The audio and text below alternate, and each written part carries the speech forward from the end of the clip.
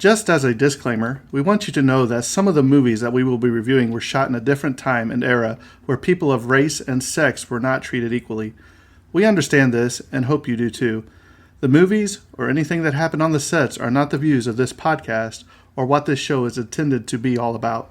Exactly. And we want to give due diligence in presenting the movie and not the views of the cast or directors or anyone involved. But we also feel it's necessary to let the audience know some of the background information to get a feel for what was happening at the time of shooting the film. Again, we hope you understand that we do not agree with everything that went on, and we just want to give out the information. And with that being said, hope you enjoy the show.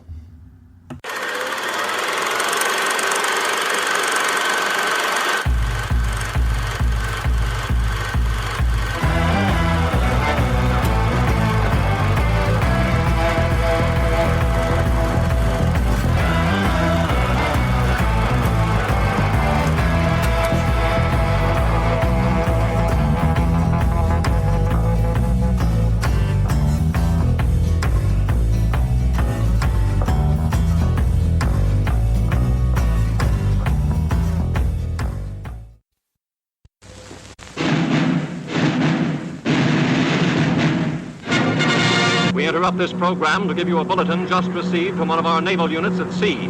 A large object traveling at supersonic speed is headed over the North Atlantic toward the east coast of the United States.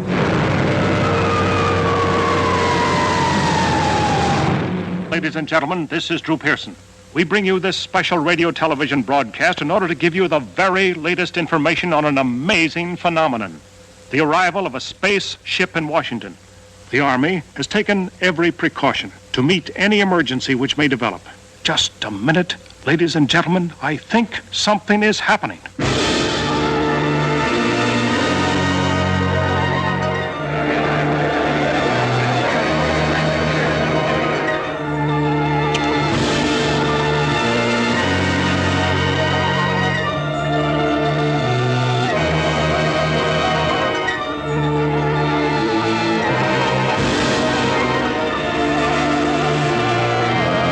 I came here to give you these facts.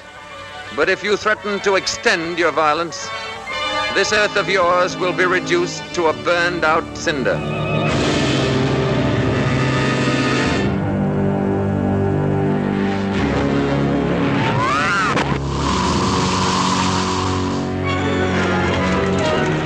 But he's a robot. Without you, what could he do? There's no limit to what he could do. He could destroy the earth. All vehicles, close in. Let's go.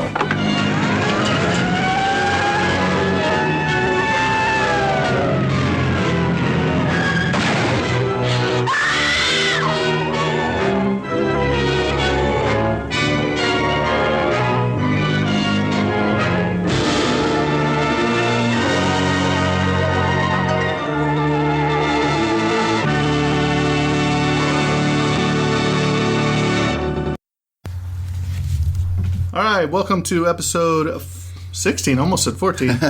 We will be discussing, as you heard in the trailer, the original The Day the Earth Stood Still. I'm your host, Jimbo, and my co-host is Terrence. And today we have a very special guest all the way from Austin, Indiana, I would say, or Sellersburg, wherever you're at. You can introduce yourself. This is Kyle Zahner. Kyle Zahner, that's right, from East Indiana, I believe, or Southwest, around there. And the Kentucky-ana in space. It's the your media luminary, 30 under 30. So if he has an accent, you can forgive him. Exactly, or don't. It's your call. I'm not a cop. And this is actually, I guess this would be a fan pick, because this is one that Kyle wanted to come up here and do the podcast on. So yeah. He's gonna have some special insight and some of the stuff we talk about, since this is one of his favorite movies. Hopefully that's the goal, and it's an honor and privilege to be on here. Well, yeah, thanks for coming. Help spread the word. Yeah. Well, hopefully we keep Terrence awake this episode too. He's looking more dapper than yesterday. Well, okay, so I preemptively prepared. When we went to the gas station earlier, I grabbed 2 Red Bulls, and I was like, I'm going to drink these, like, like the last hour or so of work. So I chugged 2 of those, and then we went to breakfast, and I had like 3 cups of coffee. So I'm like, okay, I'm ready to go. So I'm not. And I channeled my energy from the 90s and brought back a Surge energy drink and drank that on the way here. By the way, Kyle, how old are you? So people know the perspective. I'm 41. 29. I'm 29. Terrence is 29. Yeah. And Kyle Zahner, he is 25, a millennial. Terrible stuff. I mean, universal health care, all these things. I'm the younger It's half terrible. of the millennial. This The ones is- that actually people make fun of. Yeah. This is not good. It's 2-on-1 today, so I'm gonna have to I'm gonna have to tear you up No too. work, nothing. It's great. All right. So as usual, we always start off the episode by I say random question, but I pretty much prepare it. So Curveball for me. Terrence, here we go. We're gonna start with you since we always like throwing you the first one, and we'll give Kyle a little time to talk. What do you think was the best science fiction movie before Star Wars Best in sci-fi 1977? before Star Wars. Before Star Wars. Is it open up to series or is it just movies?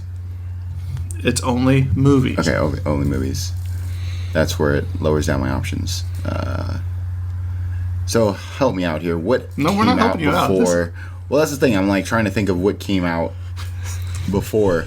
That isn't- What year did Star Wars originally come out? 1977. 1977. yeah. So You know. I would give you a hint, say there's one right on front of you in front of the piece of paper that That's you're true. looking Yeah, at. no, there's this one. But as discussed, before we were discussing, the movie we were about to do this podcast for, and I was like, it's been a very long time since I've seen this, so I have like snippets of memories.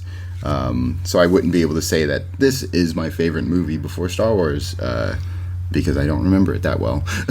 Well, let's jump over to very young. Kyle because maybe your other Yeah. millennial has something to say. A bit of a millennial and cinephile of just terrible movies I like to watch, and there's a fair amount of good stuff that came out before Star Wars. The first one came to mind is probably the original adaptation of War of the Worlds. That's exactly what I was going to say. That's what, yeah. I think that's like the most straightforward pick, and really just excellent story that still holds up today, as well as like the current movie we're on right now. Day of the Earth Stood Still, like War of the Worlds, Day of the Earth Stood Still, all those movies still hold up as well, coming before Star Wars, and I really love that film altogether.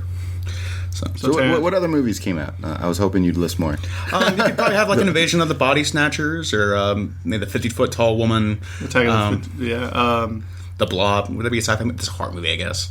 Godzilla, Is that considered sci-fi? Gojira. You just created by a nuclear bomb. I would consider that slightly Okay, science because like fiction. I was thinking about that because No, you weren't. no, I was. So as you guys were talking about, like, oh yeah, Godzilla, but I'm like, oh, that's not If not we're sci-fi. considering Godzilla, I should change my answer. because that's what I would pick.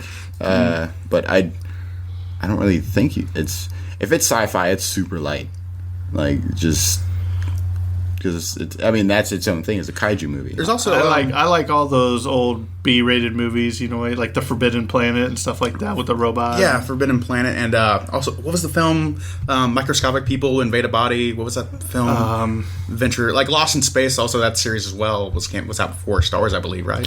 Right, but That was this a is series. movies, It's not movies. not Yeah, I TV. know. That's what I was saying. When It's the I've movies watched a lot of the series. living room, Jimbo. There was a movie, the Inner Space, I think, with Martin Short, where they injected him. Remember when they injected the spaceship or whatever in his body? into the human body. So But I they think that explored- was afterwards. I think that was in the 80s. Oh wow! Yeah. So it's All right. Well, if you have one that we missed that maybe we forgot, shoot us a thing on Facebook or an email. We'll make sure we get it on here. On this day, we are recording this on July 10th, so a couple of interesting facts that happened. July 10th, the same year, July 10th, 1981, The Fox and the Hound was released in theaters, as well as Escape from New York. excellent films, both of them. Love them Yeah. both. Oh yeah. Fox and the Hound, man. Just hits you right in the heart. That's why the first film made me cry as a child. It's of that. definitely a really sad, and it's actually really interesting when you watch it when you're older. You kind of see the social commentary within the movie, and you're like, wow, this is a kids movie. Yeah, definitely one of those movies you come back to as an adult and realize like, oh, there was actually a lot more going on here than Exactly. just that story. Yeah. Really impressive. But I liked how they were best friends. Even, it makes you think about they were best friends even though they were different. Exactly. Which I think you can take a lot away from that in today's age with racism. Exactly, and that's where the social commentary comes Right. in, because I think that's the story that it's telling, but in the form of a kids movie. Exactly. So Loved it's it's always fascinating when they fit those really deep conversation, social commentaries into a kid's movie. Yep. And on a sadder note, July 10th, 1989, famous voice actor Mel Blanc, known for his Looney Tunes and Merry Melodies, dies at the age of 81. Good old Looney Tunes. Yeah. 81, long proof of life, at least. You know. Yeah. Were you even alive yet, Kyle? No. If he didn't. Shush. My youth is not a hindrance. I live longer than all of you. Well, I was going to say, at least you know more movies than Terrence of sci-fi, so it's okay. Well, it's funny because, okay, so everything before, I would say, like, 70s, all the old stuff I've watched is not sci-fi. Like, I'm a big sci-fi guy, but I've watched old TV series like Battlestar Galactica and, like, Doctor Who and stuff, but when it comes to movies, Day There Stood Still, since we mentioned Godzilla and we're clumping that in, Godzilla, and Did you ever see the original War of the Worlds? and World of Worlds. That's it. That's all I've seen. So, but because I watched a lot of westerns, huge on westerns, noir films, stuff like that. But like now that I think about it, I'm like, wow, I kind of feel like that's a hit on my nerd cred there because I'm like, I haven't watched really any sci-fi series before the 70s. Before So Star now Wars. you know that you got work to do. Right? Yeah, it's just like you go on Amazon Prime, you go like 20 pages down, you'll find all the movies from the 1920s to the 50s that are just not worth watching, but you still do it. You still got to do it Still do for Yeah. For the nerd cred. for the credit. Yes. All right, so we're going to go ahead and jump into this. The original The Day the Earth Stood Still from 1951, I do believe. So, Yep. Terrence, if you want to go ahead and take away. And Kyle, if you want to interject anything anytime in here, just I Feel will free. when appropriate when I feel like it. That'll be all right. All right, let's do it. So, Day the Earth Stood Still. and Terrence is off.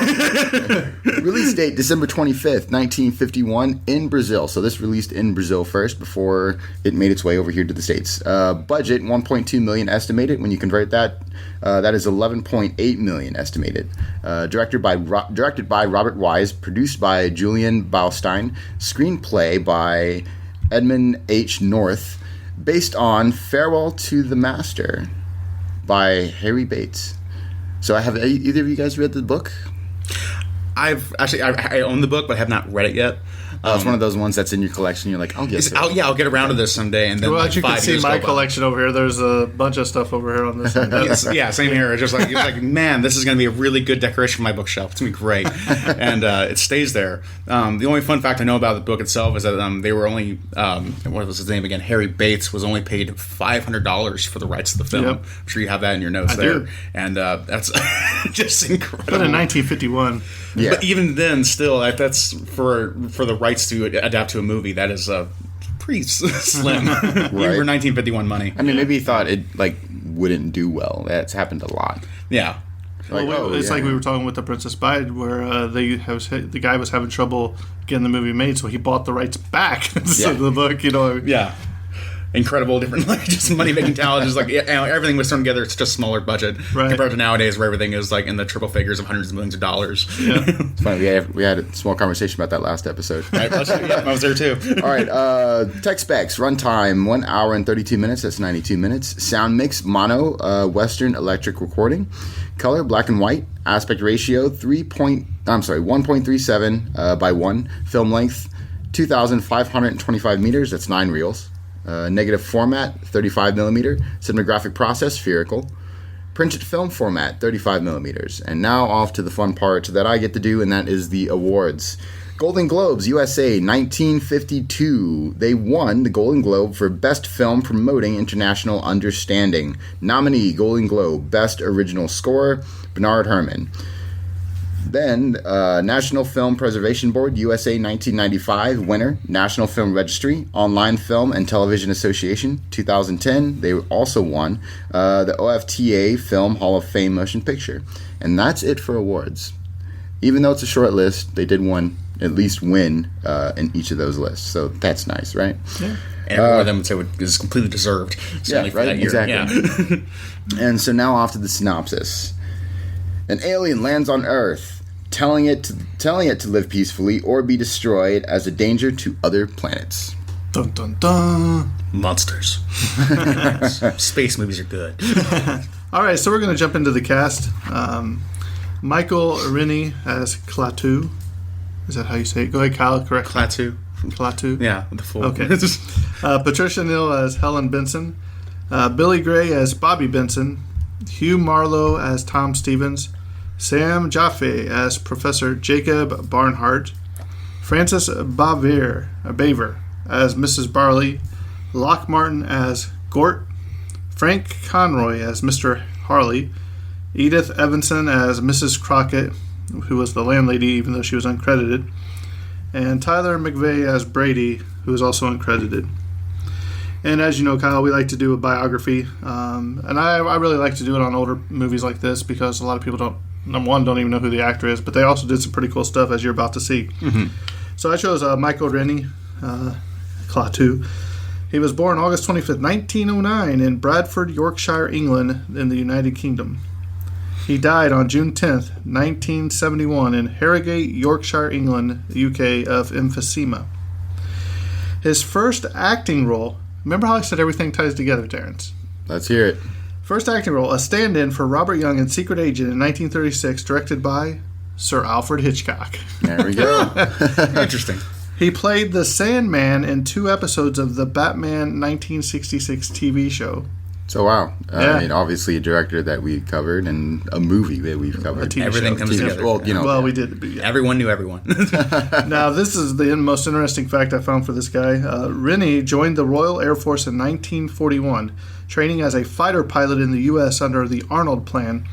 While at Napier Field in Dothan, Alabama, for his advanced flight training, he was asked by a fellow trainee, Scotsman Jack Morton, what he did in civilian life. Rennie told Morton and the other pilots gathered around that he was a movie actor. They stared at him in disbelief, then broke out in a chorus of laughters. A couple of nights later, Rennie and his classmates went into town to watch a movie, Ships with Wings, in 1941. Not long into the movie, and much to the surprise of those seated with him, Rennie appeared on the screen as Royal Navy pilot Lieutenant Maxwell. That's great. So he's like, haha, I got you. Yeah. One other fun fact about this film that I've also read about Michael Rennie is that this was actually the last film he was the lead role in going forward. He had a few more roles afterwards, but they were all only supporting roles. Interesting little fun fact. And I found a quote. Some people making pictures in Hollywood are not outstanding for brains. How their minds work, I can't understand. So I can see that. He's not wrong. He's not wrong at all. And now we're going to go ahead and jump into the unknown facts and trivia. Locke Martin, the doorman at Grom's Chinese Theater, was cast because of his nearly 7-foot height. However, he was not a physically strong man and could not actually carry Patricia Neal, and so had to be aided by wires and shots from the back where he's carrying her. It's actually a lightweight dummy in his arms. He also had difficulty with the heavy Gort suit and could only stay in it for about a half hour at a time. So that's the second time where we had someone who couldn't lift someone's leg. Andre the Giant, just last episode. Do you also have the facts about the Gort suit itself, about how it was designed and how many versions they had? Hey, how about we get through this first and then we'll go into anything I missed. I just want to test you too. Okay, go for it. Yeah, well, Jimbo, it's your podcast. I have like 15 pages of notes in front of me. I'm sure we might cover guest. Yeah, well, Terrence, I'm sorry you've been replaced by this guy. At least I'm not stepping on your toes. Hey, I'm glad you for being the more mature millennial here. We got the younger version. First time for everything. To give the appearance of seamlessness to the spaceship, the cracks around the door was filled with putty, then painted over. When the door opened, the putty was torn apart, making the door seem to simply appear. Patricia Neal had admitted in interviews that she was completely unaware during the filming that the film would turn out so well and became one of the greatest science fiction classics of all time. She assumed it would be just another one of the then current and rather trashy flying saucer films, and she found it difficult to keep a straight face while saying her lines. I love that fact about her. That's probably the best thing ever. It's just like, this is just a movie I made. It's not even going to be that good. It's a silly sci-fi thing. Who cares? What's really funny is this isn't the first time we've encountered this sort of like similar fact. In a lot of movies that we've covered, sometimes they're like, this isn't going to go anywhere, and then it becomes a big hit. Or they just there's other actors who would have been in the movie, but that outright deny them, like they don't want to be in the movie because they're like, that's not going to be good. Why would I be in that? Well, especially movie? it's like early in the industry, like any like high concept film, like actors just treated the whole thing as kind of like a ridiculous like pay for gig, like a small gig to do itself, and actually not like a serious film that could get them rewards and all that kind of stuff. So it's always amazing hearing actors who are like I had no idea this film would, people it's would like Sean Connery. Sean Connery was offered the role of Gandalf in Lord of the Rings. He said, but he turned it down because he didn't understand the significance of it. The plot. You know, he didn't understand the movie. Yeah. And then, so he said when League of Extraordinary Gentlemen came around, he accepted it without even looking at it. And I was like, I think you chose the wrong one there, buddy. So. Talk about a burn. But I like that movie, too. It's a good film, but it's not Lord not of the Rings. Right.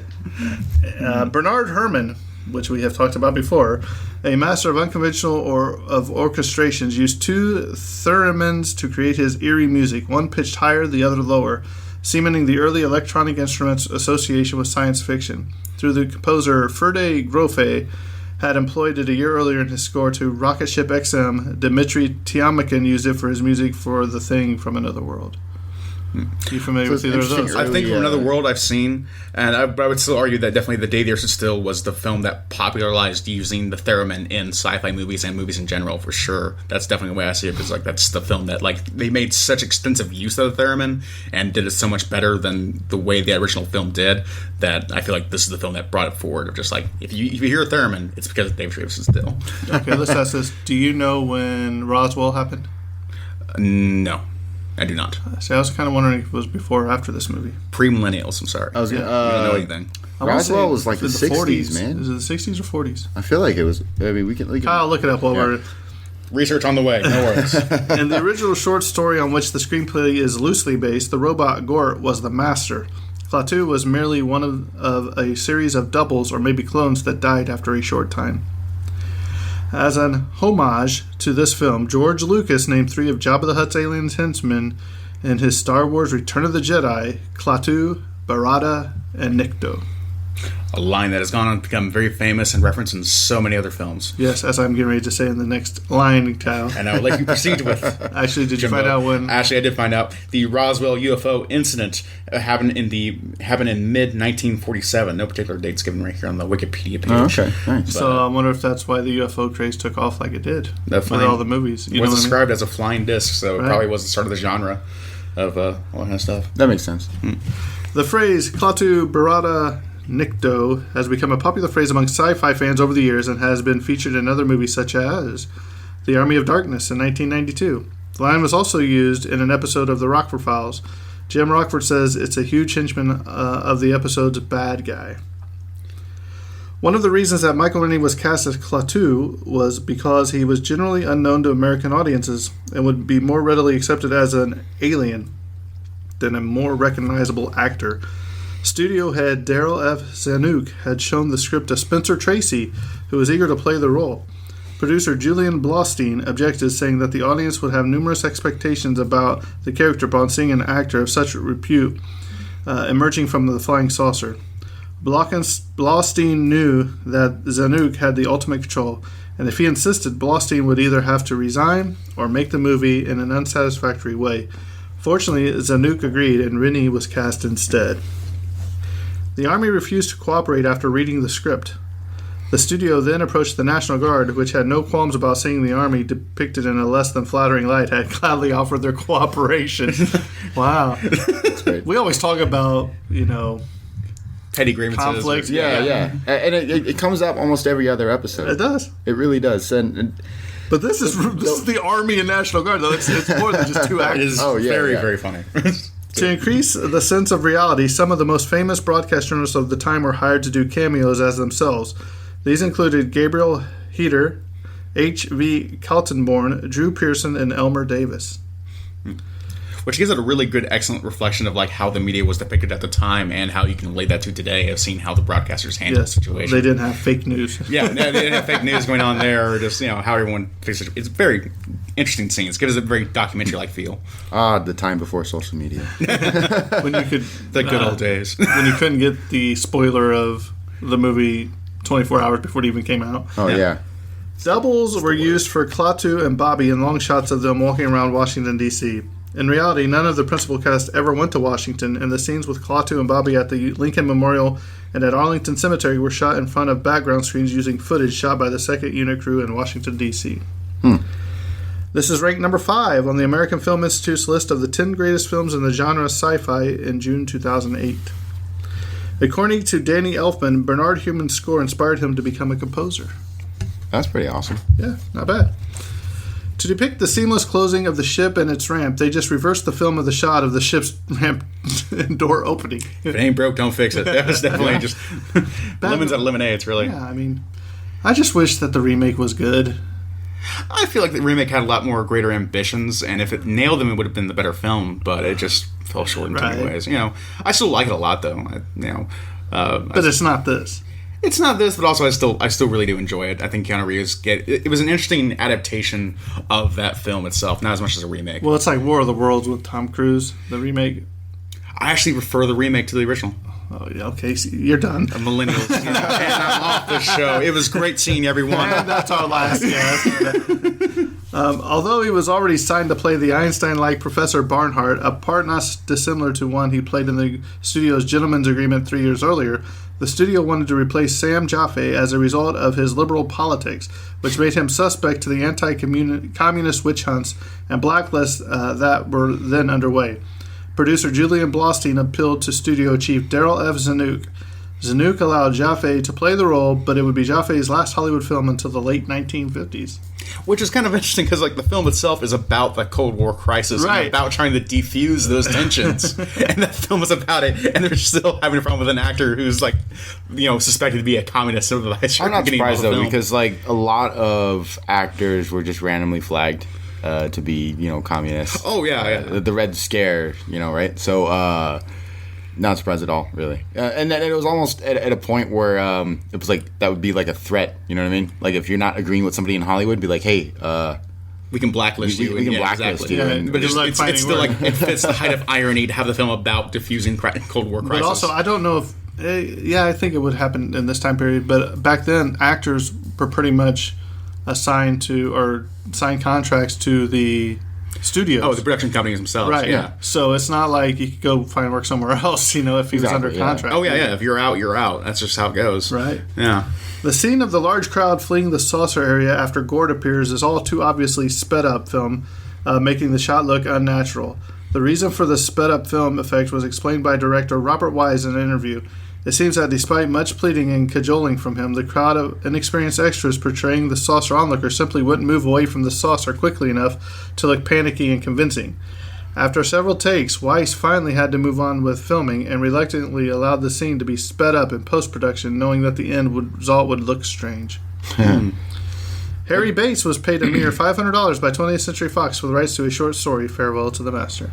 So there you go. Yes. See? You had it. I had it. You had it. I will say on that previous note, it's very interesting that that's sort of an acting exercise now. Is if they're trying to pick extras, or even if you're trying to get a really, really minor role, depending on the movie, that they'll be okay, pretend there's a huge boulder, react to it and all this other stuff, and if the more convincing you are, the better, right? I just thought it was interesting. I wonder if it kind of maybe came from this, you know what I mean? Maybe people were just not reacting enough and okay, well, let's vet these people first. One of the tipping points of hey, we need to actually get competent extras for our crew to actually get this kind of job done. Exactly. This is unacceptable. Yeah. Klaatu adopts the name Carpenter while hiding from the authorities. Robert Wise in a non-too-subtle nod to the film's intentional Christ allegory. It certainly is a very much of a retelling of it was if you wanted to visit Gort as possibly being an Old Testament interpretation of God, and then having Carpenter being interpreted as Christ, and maybe the Almighty Spirit at the end being Holy Spirit kind of idea. I did an interesting Trinity ideas of retelling the Christian stories in science fiction. Love that. The spaceship was made of wood, wire, and plaster of Paris. Sturdy stuff. Do I? Effective for the time. They got it done. They got it done, though. I'm sure it was a lot less time-consuming than what... Making an aluminum shell or anything like that, or a helium balloon. People have found fault with the concept that no one knows what Klaatu looks like, since all of his doctors, nurses, and Mr. Harley from the White House have seen him in the hospital and would be able to recognize him easily. In fact, there was a scene which was cut in which Klaatu is taken into police station as part of a roundup of all men in Washington, D.C. between the ages of 30 and 60 who could conceivably be the spaceman. Knowing that he has no identification to prove he's Major Carpenter, Klaatu knows that he will be found out if he is interviewed by government agents.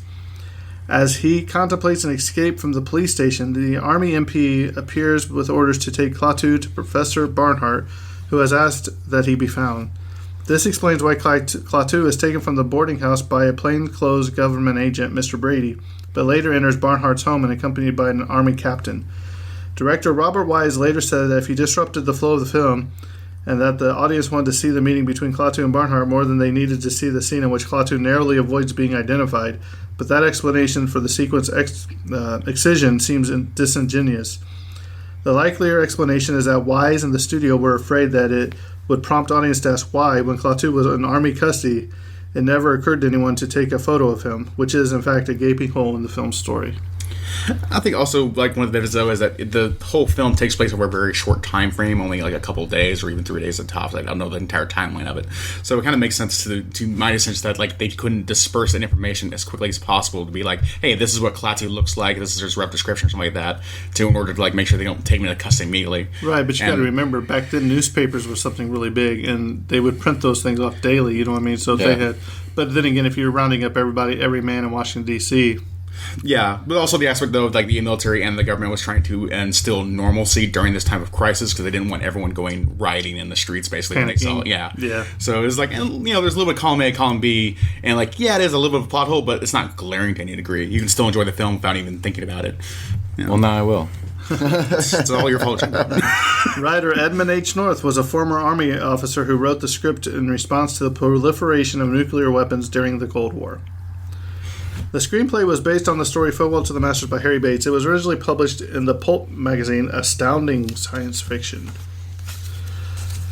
This was the second big-budget science fiction feature film to be released by a major American studio since Just Imagine in 1930. The first was RKO's The Thing from Another World, which was released about 3 months earlier. Whether the makers of the movie intended it or not, there is a striking resemblance between Klaatu and the head of the Manhattan Project, Robert Oppenheimer. Oppenheimer was known to make corrections on the blackboards of theoreticians at the project, similar to the way Klaatu corrects the works of Professor Barnhart. Oppenheimer's otherworldly brilliance and association with destructive power that could threaten the existence of the world seems like more than a coincidence. According to shooting a script on the DVD, special features, significant dialogue between Klaatu and Helen Benson was cut. That dialogue makes it clear that they had developed warm feelings for each other, a bond that is closer than the friendship they have in the final cut of the movie, although it remains unfulfilled. When Klaatu tells her that he and Gort will be leaving soon, she tells him how much she and Bobby will miss him. The thought of leaving her and Bobby behind is equally difficult for Klaatu.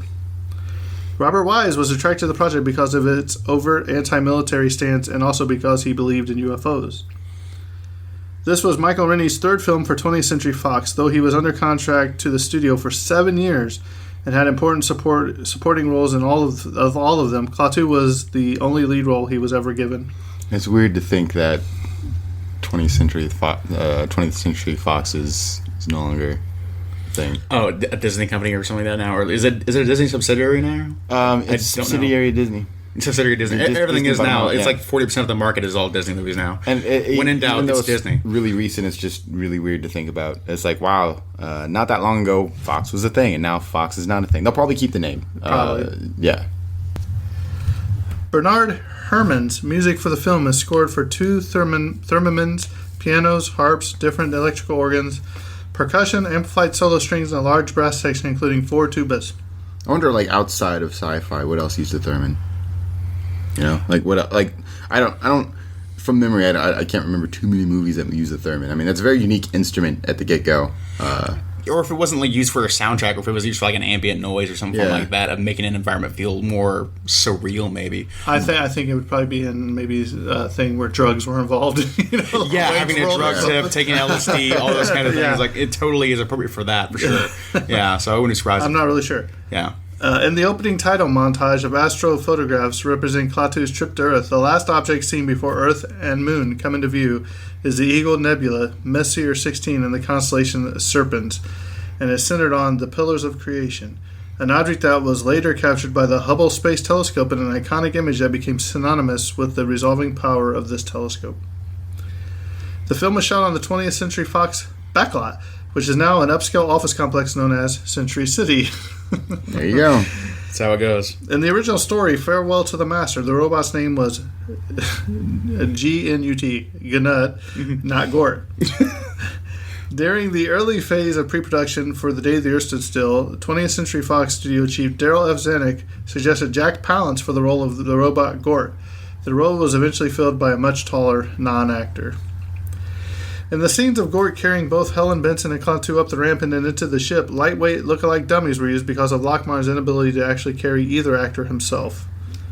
Which is kind of crazy if you think about it. Yeah, it's kind of interesting thing of just having. It didn't say he had back problems or anything. It was just that I can't do it. Yeah, he was just scrawny. He was kind of lanky. Yeah, But you got to think like carrying that whole suit itself, which I imagine must weighed a great deal. I'm not sure if they actually weighted the suit, but it was just aluminum foil. You don't know. Oh, it's just the covering aluminum foil and having to breathe through 2 holes. You're basically sweating like a pond in there, I'm sure, and carrying the person. Yeah. That's just out of the question. The crowds were made up of local government employees, including some from the FBI offices who were asked to participate in the film. No releases were required of employers. Or employees, sorry.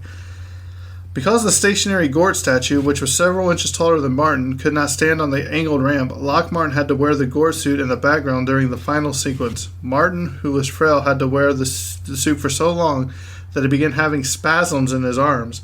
During Klaatu's final speech, Gort's arm can be seen moving slightly.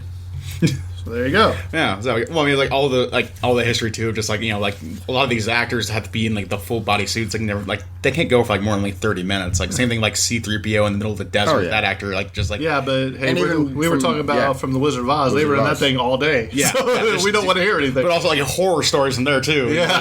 Never good ever. I mean, one of the things that we went over should watch the episode first off. Listen to listen to the episode. Yes. You know what I mean? With the lion costume, he had to constantly come out of that because they had to, or didn't they fan him? They had 2 people that actually would dry it out because he sweated so much. Same thing like Godzilla suits and all those other kind of things. Like they're just like, man, this is the toughest job in the world. It sounds like I can imagine doing them.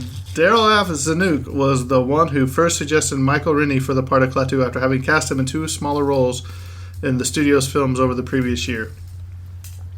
There were 3 different versions of Lock Martin's foam Gort suit. One with lacings up the front for shots from behind the robot, one that laced up on the right for shots taken from the left, and one laced on the left for shots taken on the right.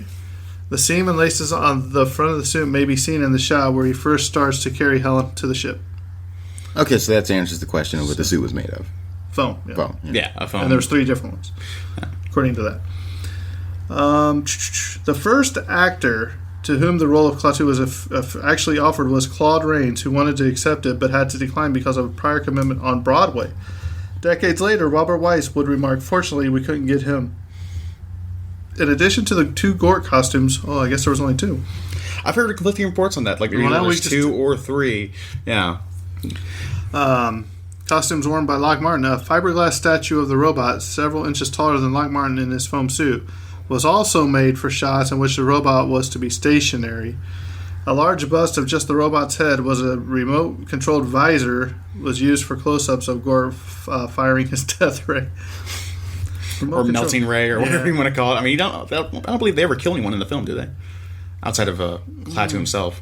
I'm not sure. Technically dies. It's been a while. I don't believe they kill anyone besides Klaatu, and then he, of course, comes back. Spoilers, haven't seen it. One of the more distinctive and subliminally eerie effects in this film is a musical organ chord held on 2 different notes, mixed in with the engine and wind sound effects of Klaatu's saucer as it flies over the DC area at the beginning of the story. Lux Radio Theater broadcast a 60-minute radio adaptation of the film on January 4th, 1954, with Michael Rennie reprising his role.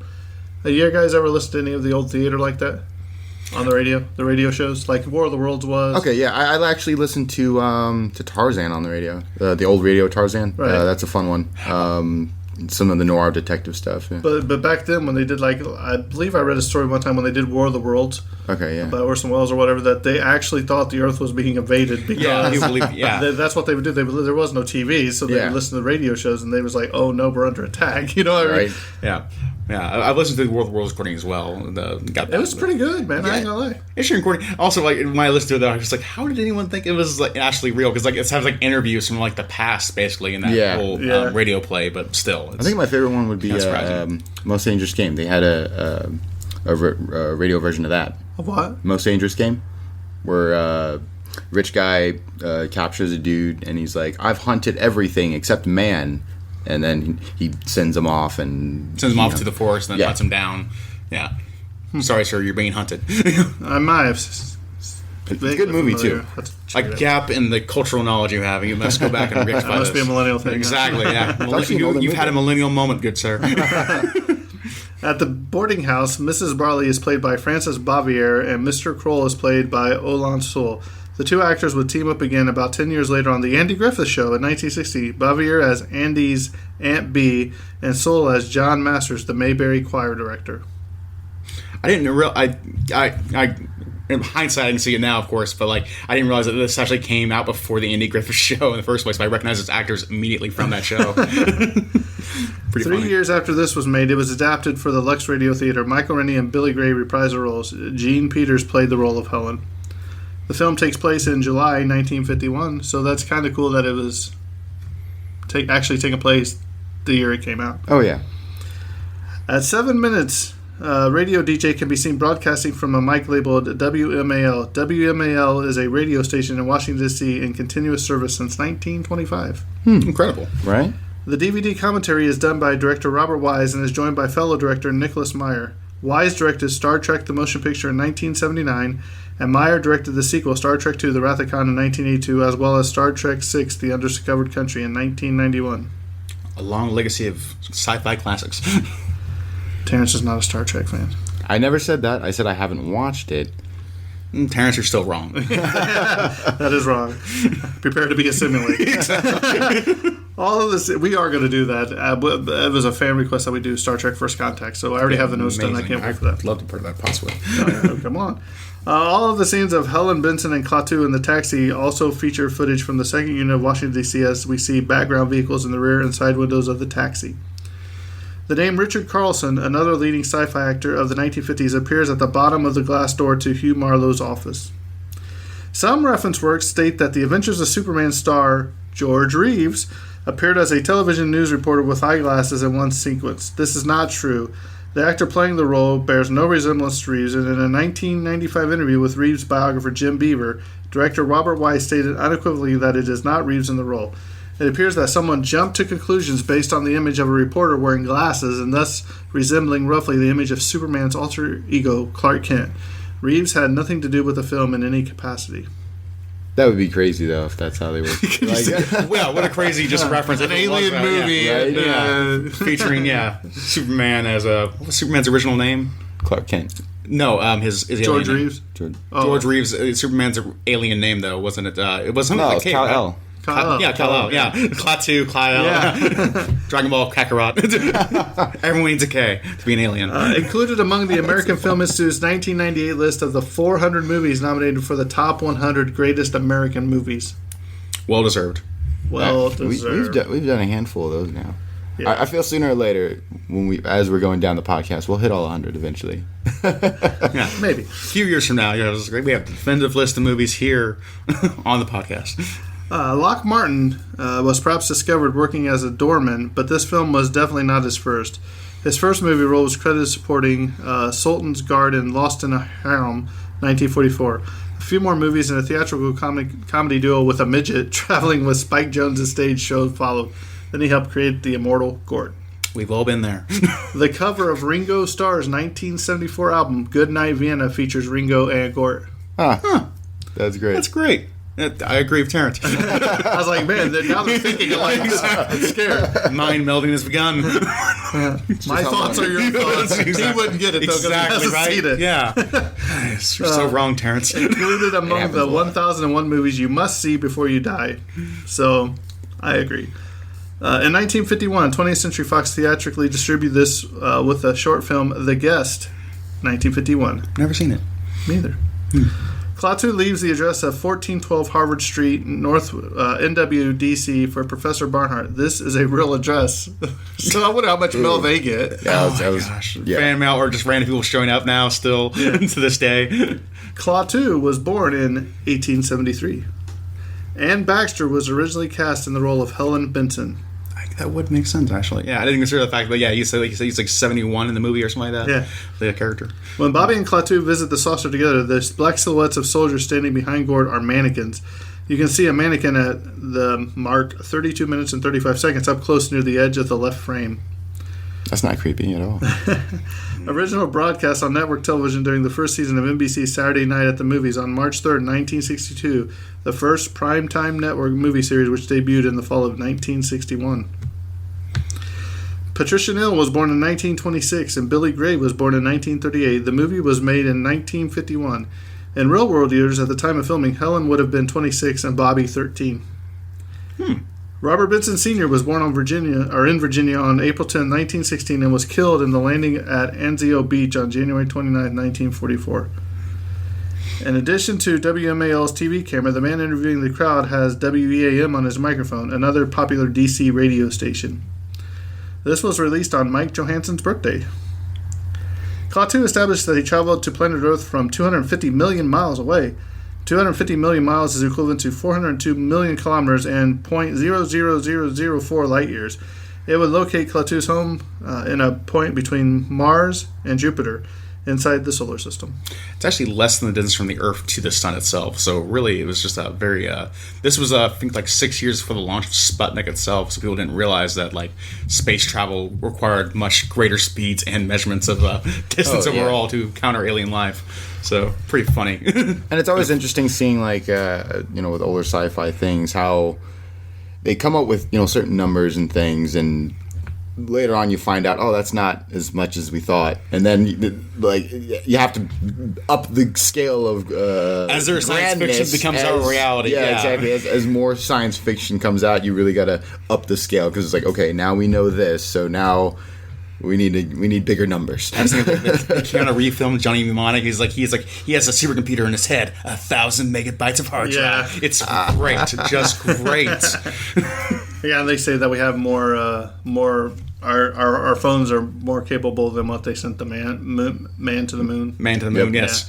Not moon to the man. That'd be a lot more scary. Break down. Really impressive. Thanos did it. Stop. Originally, Klaatu's post-death resurrection at the end of the movie was meant to be permanent, reinforcing his godlike powers. But at the time, the Brain Office, the film industry censors, didn't like the ending, suggesting it was too left-wing, and insisted that director Robert Wise and writer Edmund H. North put in the line, "That power is reserved for the Almighty Spirit." Both Wise and North hated the line and thought it was completely inappropriate, negating the concept of Klaatu's race being all-knowing and all-powerful. But the studio wouldn't back them up, and they were forced to put it in. So basically, he was the genie in Aladdin. The all-powerful genie. It's an interesting compromise, I think, though, because also it kind of plays in both ways. I think it can work, because on one hand, he is relating to the Almighty himself and God, but also the depiction of Klaatu is himself as of a almost religious figure of godly himself. Right. So it kind of works in both places. I think actually works. Yeah. In the original script, Klaatu's resurrection scene was to have taken place in the spacecraft's medical lab, not the main control room. The manner in which Gort revives Klaatu was also written completely different. Some of this stuff I'd like to see or read, whatever the different versions that they had. And it was like we talked in one of our episodes about, they cut scenes, but then what happened to the film? You know what I mean? Is it stored in a vault somewhere? Okay, so where's the original documents, all these things? Right. Yeah, well, here's the hard part with writing, because I do know a chunk about this, is there wouldn't be really anything left from all if it never left the writing room, because when they're in the writing room, there is thousands, and no one keeps track of how many different edits there are, because there'll be a scene that'll stay in there for some time and be like, okay, no, that scene doesn't work, and then it comes out, and then this just happens over and over and over until they hit the quintessential perfect moment in their script. It's crazy stuff.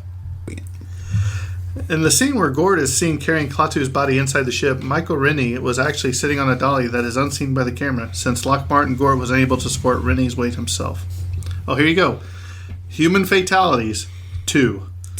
The soldiers guarding Gort. I thought said they were just knocked out. This is When the kid came back, he said that he knocked out 2 of the guards.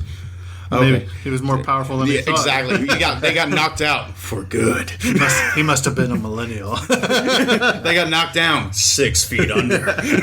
Dun, dun, dun. Gort is hardcore. 3 muzzle flashes, 1 report. In the close-up of the quick-triggered soldier atop the tank turret, we see and hear him fire his pistol.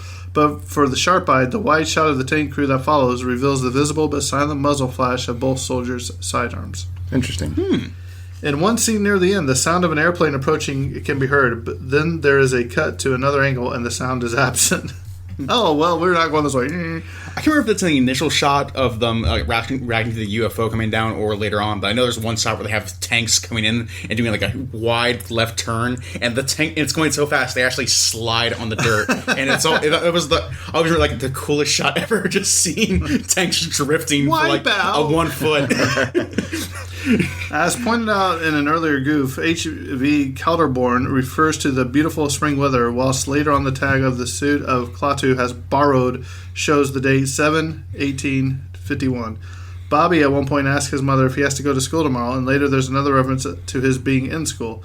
Unless Bobby has been flunking out and is attending summer school, he would not be going to school in July. He's a bad kid. Klaatu tells Professor Barnhart that he was in room 309 of Walter Reed Hospital, but the number on his hospital room door is 306. It's actually kind of surprising. If they had the opportunity, I wonder if they would have tried to tie it in with like Bible reference of some sort, possibly. Like, they could have. Yeah. 316 maybe. Like, no. Yeah. After Klaatu is shot from behind, the soldiers who examine him make no attempt to apprehend Helen, despite the fact that she was just speaking to Klaatu in full view of them and obviously knows him. When Bobby is doing his math homework, Klaatu looks over his shoulder and says, "All you have to remember is first find the common denominator, then divide." Divisions of fractions doesn't require a common denominator. In fact, the original script says subtract. However, Klaatu's method could work. To divide 1/3 by 1/4, find the common denominator and re-express as 412 divided by 312. Then simply divide the 4 by the 3 to get the answer 1 1/3, 10 out of 10 for alien mathematics. Yeah, you can't doubt Klaatu, man. I mean, if he can get from like 250 miles from space, I'm going to rely on his mathematics skills rather than the experts. All I know is that, quotations, experts. All I know is that is still simpler than what they're trying to teach kids today. The exactly, the new math. Every time I peek at what they're doing, it makes no sense to me. It's like takes 60, so foreign. It's very challenging. Like, okay, so I don't think I would have passed math. I have friends who are teachers and like, no, it totally makes sense. And I'm like, I'm glad it makes sense to you, and I'm hoping it's making sense to the kids because this is alien to me. I'm going to trust and respect in their expertise on the matter, but it's definitely looking at it like this is all Klaatu to me. Exactly. Can someone give me an alien in here to tutor me? The British radar man says it's moving at 4,000 miles per hour. Then says it must be a buzz bomb. As a British radar man, he'd known that the buzz bomb only flew at 360 miles per hour. 75% were shot down by the English Air Force. And in fact, like... Or were shot down. Yeah. But the crazy part is, like, just to get out of orbit, we have to go 26,000 miles an hour up in the air just to get out of orbit. And then another thousands of miles to travel through space. A colonel orders his troops to block off all streets intersecting Kinetic Avenue along a line from Wisconsin to the park. Kinetic Avenue and Wisconsin Avenue do not ever intersect. They don't intersect. He's a really bad commander. That's not a plot hole. He's just really bad at his job. After the electricity is neutralized, we see a motorcycle cop trying to start his motorcycle, and the traffic light on the left side of the shot is lit. I like to pretend through all those scenes, though. They're just constantly trying to get these things started for the whole half hour. Yeah. That's why, like, his leg must be so tired of this half hour of just constantly trying to start the motorcycle. As Klaatu is descending the ramp from the spaceship and makes it onto the grass, he reaches for the metallic device that can help mankind understand the other planets and people. Once Klaatu clicks the device open, he's immediately shot, and the device flies out of his hand as he collapses onto the ground. Although it looks as if the shot hits Klaatu's hand and device, the actual wound appears near his shoulder. I always did find that actually discrepancy a little confusing. Yeah, interesting. In Klaatu's hospital room, the light switch is on the wrong side of the door. Normally, the light switch would be on the same side as the doorknob, so the light could be turned on as you entered the room. It's a super secret containment room for an alien. That's the excuse. I'm going to justify everything in this movie, don't worry. During the montage shots of newspapers headlines during the hunt for Klaatu, a photograph shows him standing on his ship holding out the viewing device, which was shot out of his hand. During the earlier scene of his emergence from the saucer, he didn't produce the device until leaving the ramp and approaching the onlookers. Side note, The Hunt for Klaatu is going to appear on ABC this fall. That's the only joke I had, sorry. In the side shot of Drew Pearson's telecast, the television camera trained on him is seen dollying back, but the image of Pearson in his monitor shows no such movement. Drew Pearson's desk doesn't have any pins on it when he starts his broadcast. There are 2 pins directly in front of him on the desk when the camera angle changes back. Alien pins. The disappearing pin. You must have had the Joker there. Would you like to see a trick? UFP, unidentified flying pins. Bobby's room is clearly shown to be at the top of the staircase, and Helen's room is down the hall. However, in the shot where Helen is seen getting her coat from her room to go out with Tom to the movies, the top of the staircase can be clearly seen just outside of her door when it is shown, or when it should be down the hall and much further away from her room. In the scene showing the arrival of the military, Klaatu's injury, and the eradication of the weapons, the shadows of the military equipment, spaceship, and actors change erratically. The first shadows shown of the tanks are long, as at the time of the day were either very early morning or more likely late afternoon.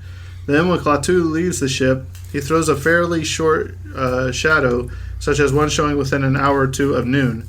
The tanks and Gortz also shows the short shadows. When Gortz starts to destroy the tank and weapons, the shadows are still indicating that it's perhaps 2 p.m. When he finishes a few moments later, the shadows are long and drawn out like they were at the beginning of the scene. In movie time, no more than 10 to 30 minutes have passed, whilst the shadows say it's more like half a day. Or maybe Klaatu took 6 hours just to crawl down the ramp, just slowly. And everybody's like, It was a great anticipation. That's why they were so slow exiting that sped up, run out. We're so tired. Klaatu arranges to have the electromagnetic fields neutralized from 12 p.m. to 12:30 p.m. Eastern Standard Time. Yet it is clearly broad daylight in every country in which people are struggling with inoperative devices. In Asia and the Middle East, it should have been nightfall during this time frame. Another fact I noticed too, just like, why isn't it night anywhere? Stay asleep. There's only like a handful of movies that when they look at all the different, like something that affects the world and they go through all the different nations, a lot of movies make the mistake of like, it's daytime everywhere. And it's then like some Batman of that we did when Batman, it was like, it was daytime they're all like, everywhere. Yeah, it's always the same time in the world. When the sun is up, it is up. So it's interesting that that's a common mistake. Even in serious movies, they're like, oh, they missed that. Even in modern films, they don't take that into consideration, Yeah. or they just ignore it entirely, intentionally. I mean, like, they won't notice. yeah. I noticed. When Helen and Klaatu are going to the professor's, the Army states that their cab is heading northwest on Connecticut at Columbia Road. The cab then passes under the DuPont Circle underpass on Connecticut Avenue. The underpass is south on Columbia Road, not north. Also, if the professor lives near the State Department, they are going the wrong direction. The State Department offices are south of Columbia Road. Washington is just a really disorganized place, and that Yeah. commander is very bad at his job. Well, as you know, this was all filmed on the studio lots in California. So, Exactly. It's all fiction. Truth is a lie, and the cake is not real. as the spaceship races across the world, scenes of successful radio announcers or people listening to them are shown, apparently in order of their broadcast. When the BBC announcer in England is shown delivering his broadcast, the clock behind him reads 8:33 p.m. The next shot shows radio commentator H.V. Kaltenborn doing his broadcast from Washington, D.C. The clock behind him reads 3:24. Since Washington is 5 hours behind London, and assuming the broadcasts were indeed shown in order, then Kaltenborn's clock should have read no later than 3:33, and probably a minute or more later than that. Details. We will find the details. Exactly. There's a lot of time travel involved in Day the Earth Stood Still. Who would guess? Oh, look, Terrence, you're in this movie. The Yay. fat man running, crying. They landed in the mall is wrong. The mall is a long. Of all the fat people in this room, I'm the least fat guy. That's why we had to single you out I first. could pick on the guest, or I'm not going to pick on myself. The mall is a long, relative narrow strip of land stretching from the Capitol building and the Washington Monument. Yet Klaatu sets his saucer down in a square field with the south face of the White House, clearly visible at the edge of the frame. Furthermore, there are 3 baseball diamonds present. There are no baseball diamonds at that location. It's the 50s. Who cares? Kids set it up and let it go. When the government agents and later Helen and Tom pull in their cars in front of 1412 Harvard Street Northwest, where Klaatu is staying, the street is at a 45-degree angle just a couple houses down, then straightens out in front of the house. While 1412 Harvard Street Northwest is now an apartment building, Harvard Street is, and has always been, straight in the 1400 block. So we're just going to... They didn't have Google Earth back I'm then. curious if people notice these discrepancies immediately when watching the film, or if it's later going down. It's like, wait, let's pull up the maps here and see. But I wonder if you're in Washington, Yeah, if you lived and worked there, I'm sure you'd DC, notice. yeah, but you'd be most like- other people, though, it's yeah, just you're like like, who knowing the cares? geography Nobody of Washington, knows. D.C., who would ever notice that? Nobody. Even I lived there for 6 months, had no idea about any of these things. I can't even... I don't even know if the Shire was correct because I've never been to the Shire. right? Yeah. Well, it's interrupting By the road. 7-Eleven. Go ahead. While it's interrupting the world's electricity with stop cars that run on gasoline, it would not affect the diesel vehicles since their engines use compression to run and not an electrical spark. Nice. Yeah, I'm gonna go with that. That's valid. Okay. Just after Klaatu is shot and is in the hospital, he is visited by government official. Klaatu states he has traveled 5 of your Earth months and 250 million of your Earth miles. 250 million miles would put his starting point between Mars and Jupiter, depending on where you measure. At the far end of the scale, Mars itself can get 250 miles from Earth. 250 million miles. Yes, million miles. 250 miles would be pretty 250 miles, like that'd be terrifying road trip. every day. It's just me driving to Louisville. I jumped too high. I floated into Mars. It's me driving to work and back. Gravity's always confused. Exactly.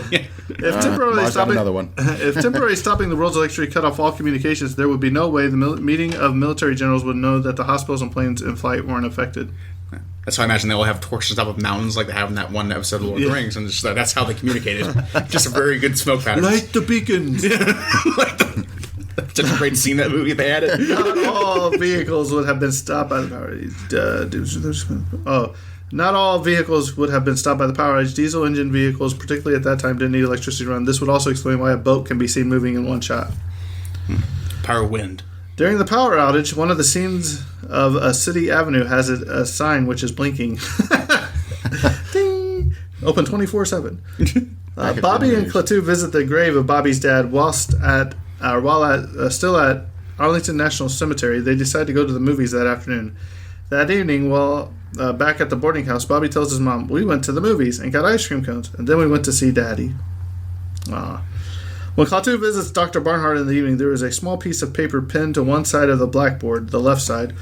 On the paper is seen briefly, "Do not erase." A few moments later in the same scene, there is no paper pinned to the side of the blackboard. Again, in the same scene, the paper is back very briefly, but just as before, it disappeared almost immediately. So the pin from the disc came from. Yeah. Yeah. When Klaatu and Helen are first stuck in the elevator, Klaatu asks Helen for the time. She tells him that it's noon. He tells her that they would be stuck for about another 10 minutes. When the power comes back on, he says it must be 12:30. I mean, I should know that they would be stuck for 30 minutes unless he was telling it was a white lie to help keep Helen calm. Also, it's never noted that actually he didn't stop the watches on everybody's on everyone's wrist. So why would the wristwatch even work? They would all be half an hour back. Exactly. Yeah. Some suggest it's impossible for Klaatu to learn handwriting via radio. However, TV broadcast is also a form of radio wave. In some long shorts of Gort walking, wrinkles in the legs of the costume are clearly visible. However, it could be argued that coming from another planet, Gort is made from a very flexible kind of metal that is completely unknown to Earth. Fair enough. Or foam. Yeah. It's metal foam. The future's now. Klaatu states that his people have given their interstellar police, robots like Gort, absolute power in matters of aggression. He says that their power cannot be revoked, yet Klaatu overrides Gort when he stops him from melting more of the tanks and weapons at the beginning of the film, right after Klaatu is shot. However, Gort's power to destroy a planet is clearly a weapon of last resort, one that would be used only if a certain criteria were met. Surely Klaatu's peace-loving civilization wouldn't be programmed Gort to eradicate the Earth on the provocation of a single pistol shot. Also, interesting enough, it's probably the least explored sci-fi concept of the of this movie and the genre as a whole is a robot dictatorship. Yeah, Which is just or it being shown in a positive light. Here it's shown oh yeah, actually it's not perfect, but it works. Whereas every other show about robot dictatorship is Terminators or some other. I don't know that iRobot. iRobot too. Also, the same thing. It's just the robots are always going to take over and destroy the world or enslave society. Where here it's just no, we have freedoms. We just also have a robot that will definitely not let us hurt anyone else. Though Klaatu is supposed to have shut down the electricity in London, a boat is seen going by. This same error occurs in the 2008 remake, but other notes mention that diesel engines would not be affected by Klaatu's electrifying nulling process. So they were really original to the Captain. Exactly, even to the mistakes, the cues. When Klaatu asked Mr. Harley if he could speak to the United Nations about his mission, Harley knows that they could call a special session of the General Assembly, but warns Klaatu that the United Nations doesn't represent all the nations. After which, he and Klaatu completely abandons the idea of using the UN as a forum. However, the UN has always allowed observers from non-member states and organizations to attend its sessions, although they may not speak or vote. So there was absolutely no reason why the UN could not have been used for such an extraordinary purpose as hearing Klaatu's proposal. There's also no good reason why Klaatu couldn't just tell somebody like he did with Helen early, later in the film. You just could have told somebody and they would have gotten around, I'm sure. In the shots from behind of Gort carrying first Helen and later Klaatu to the spaceship, the people being carried are clearly dummies, or rather one dummy that's dressed first in Helen's and later Klaatu's clothing. At the beginning, H.V. Caterborn mentions the beautiful spring weather in the nation's capital, but find out later that it is July. Klaatu sees a dry cleaner's receipt on his suit dated 7/18/1951. In spite of the spring and summer references, when Klaatu and Billy walk around Washington, many of the trees are still bare as they had yet to regain their leaves. Kind of interesting too, like when going to the cemetery though, having those trees being bare and limb kind of represents death in a way that I found it adhered to the scene well enough where I didn't challenge it in my head. Like, it didn't like oh, why are these trees bare if it's supposed to be summer? But then like if they're going to a cemetery, it makes sense for trees to be dead there too, dead people. Really? So every cemetery you go to, there's dead trees? It's always a sad, somber scene. Usually it's raining, and Wolverine's there drinking a flask. It's very awkward. Then you have that one gentleman who's always hanging back from whatever funeral mysteriously. Exactly. You know he's connected. Yeah, You don't know And how. then you always have the There's groundskeeper's like, history I there. just want to cut the grass. Exactly. When Gort goes to collect Klaatu, he passes Helen as he walks to the door of the central room in the spaceship. While it looks like a large tear can be seen in the front of his otherwise solid-looking left leg. In the shot of London during the power outage, there are moving shadows near the lower right corner of the screen, but nothing moving is casting the shadows. After Klaatu is shot, blood is seen on his shoulder, but when he's actually shot, not only is there no sign of him being hit in the shoulder, the device he's carrying is blasted out of his hand, and his physical reactions clearly are those of someone just shot in the hand or wrist. Not to mention that the device is found shot apart. Damage that could not have happened to it just like this from falling into the grass and had Klaatu been hit in the shoulder. Gort's ray makes a jagged, irregular shape on the prison wall, but any form of energy weapon should produce a perfectly round hole. When Klaatu returns to the ship at night to contact his people, Gort is shown from the front after he knocked out the two soldiers. There is no cutaway as Gort turns to open the ship's ramp for Klaatu, and the zipper in the back of the rubber suit can be plainly seen as Gort walks towards the ship before he turns around to face it again. Remember, XYZ. Zip that thing up. When Gort picks up Helen and begins walking towards the spaceship, the closures on the front of the Gort costume are clearly visible. Klaatu may have come from a civilization 250 million miles away, but those diamonds in his pocket had the classic round, brilliant cut of planet Earth. When Gort begins marching down the ship's ramp at the beginning, a shot shows the crowds running away in panic. The shot is clearly a speeded-up film of the crowd, mostly of whom are plainly walking away from the scene rather leisurely. Also, when the shot switches back to the retreating military men, the crowd can be seen still standing behind them, not having moved at all. When the spaceship, seen as a glowing white disc, is tracked down from across the sky in Washington, D.C., it passes a flagpole atop a building. As the ship is supposed to be in the background, the flagpole should remain in full view as the ship passes behind it, but a close look shows that the disc briefly blots out part of the pole as it passes due to an error where the disc was optically printed onto the film. The effect makes it seem as if a tiny ship had just passed in front of the flagpole. It's an alien ship, man. Things could happen. Also, like, you gotta think of, like, going centrifugal force of hundreds of miles an hour, which would probably throw that flag everywhere. Speaking of, the aliens, did you guys ever see Mars Attacks? Yes. Of course. Of course. Man. One of Jack Black's finest works. That's hilarious. At the beginning of the time electricity is out, we see a taxi cab rolling to a stop. However, right behind him is a black car accelerating to catch him and pull up behind. After taking Helen on the spaceship, as Gort is leaving, you can briefly see the costume lacing on his left leg and chest. When the military are trying to cut through the metal of the spaceship, you can clearly see a square of asbestos material taped to the ship, presumably to protect the wooden spaceship from the flame of the cutting torch. Oh, wow. It's great. After Helen tells Gort, Klaatu Barada Nikto, he picks her up and carries her to the ship. There were only two Gort suits. One laced up from the front for back shots, the other laced up from the front from the shots. Well, this one's saying from the back and from the front. The scene used the one scene with laced up from the front. Since Gort is shot from the side, we barely can see the laces up in the front where Helen's head is against his chest. So 2 to 3 costumes. 2 to 3 costumes and other guys. Could be 4. I imagine only one person was just really obsessed with Gort's zipper. That's what I'm imagining. Yeah. There's one person who's like, I gotta know about that Gort suit. When Klaatu and Bobby first go to find Professor Barnhart at his home, they go to his patio doors leading to his study. The corner of the house where they are has alternating bricks, but every other brick is the same length on both sides, meaning it would have to be a square brick, showing that it's just a set. Klaatu is shot in his left shoulder, yet we see him wounded on the ground and leaning against his left side with his left hand on the ground. This would have been too painful, and instinctively Klaatu would not have leaned on the side he was shot. When Gord picks up Helen, she was wearing shiny black high-heeled shoes, and the scenes immediately before, such as when she had knelt down by Klaatu's side after he had been shot, she was wearing low-heeled, matte finish shoes. Of course, she would not have had time to change her shoes in between. In the final scene, Gord alternately stands with his feet together and apart between shots. The newspaper article headlined "Step Up Hunt for Spaceman" is accompanied by a photograph of Klaatu and Gord on the spaceship's hull, which is a still from the end of the movie. When Helen is taken into the spaceship and is sitting on the bench, her right hand is alternately by her side or behind her back between shots. Fly wires can be seen holding up Helen Benson as Gord begins to carry her towards the spacecraft. I love when you can see the old wires in these old movies, especially like the spaceships with the string. You know? Yeah, it's always so classic. You know what's not fun is watching a newer movie and seeing all those little things. Right. But you ever wondered, like, I don't believe in aliens, but if there were aliens and they're watching one of these films, they're like, what are they doing to us? You know, like, Yeah. this is Or so what if this was like the one piece of culture that got out to an alien world? Just Yeah. like, wow, that's what they think of us, huh? It's our first reaction. Why would we look exactly like them? I'm not gray. A photograph shows the famous publicity still with Gort to the left of the photo and helmet-clad Klaatu to the right, and slightly behind his robot waving at the crowd. This never happened. Gort only came out after his master was shot down. Therefore, at this point in the movie, both aliens were not seen together on the vessel for that photograph to be taken. Additionally, at the end of the movies, Klaatu is not wearing his helmet when he waves goodbye to Helen, and Gort has long disappeared inside the spaceship.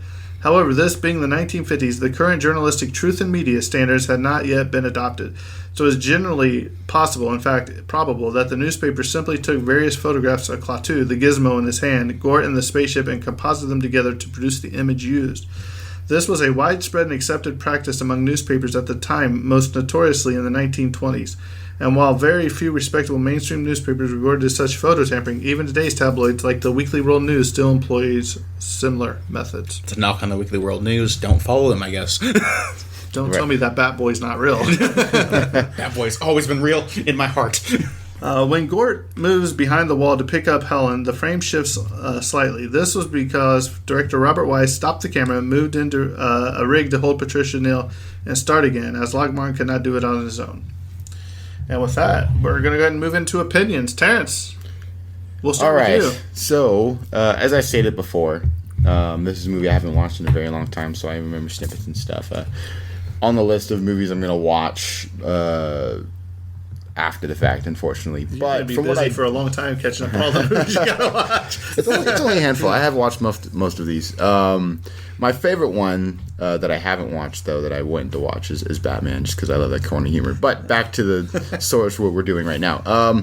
I would say, because it is a big name in sci-fi, to give it a watch. And, it was on two movies, two movie listings of, most popular movies, most must-see before you die movies. That's not by mistake, right?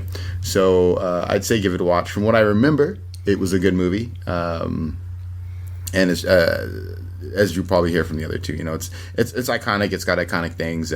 People reference it all the time. So I would say watch the movie if you haven't already, which you should have. Wait, did we warmed open this episode? Last episode, right? We did what? Did we warm open this one? Warm open, as in like at the end of the last episode, did we say, "Hey, we're gonna do this movie"? Okay, so all right, so this you did not. This episode is another cold open. Depending on that's right. people's schedules, and I hadn't contacted That's Kyle right. So, yet, okay, so this movie is another cold open. So if you haven't watched it, do give it a watch. And that's I did put on Facebook that we were doing it, so it is in the Facebook group that we were doing it. So it's your fault if you didn't know.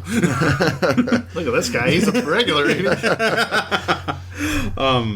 So we'll go ahead and is that all you had? Yeah, that's what I got. All right, Kyle. Yeah. So this is your baby. Go for it. This is my baby, absolutely. I'm in complete agreement with Terrence. I think it's one of the seminal classic sci-fi films, and like one of the things that's just almost mandatory viewing if you're a fan of the genre at all, because there's so much of a lineage behind it. Of like every single scene has future inspirations from it that really just go and show that this film was one of the most influential things going forward. And Klaatu Barada Nikto is a incredible line that sounds so. Do you know foreign what that means? No, I don't know. It has no meaning. It was completely made up. Yeah. Which is great. Yeah. That's the best way to do it, because he's an alien, and it means tells Gort to not be mean. Right. But truly, just exploring spirituality in sci-fi is an interesting facet that not many sci-fi films are willing to do, and it's interesting that one of the most popular films really went far in there by having Klaatu being calling himself Major Carpenter to relate to Jesus Christ and other aspects. Is just very interesting and compelling to see how we relate to divinity and power. And it's just an interesting explorations in that. Right. So I love that film altogether. That's So here's a question for you. I'm pretty sure we have some viewers that aren't big on sci-fi. I mean, there's always someone who's not, too big on sci-fi for one reason or another. Would you have this as a recommendation for someone who's not into sci-fi?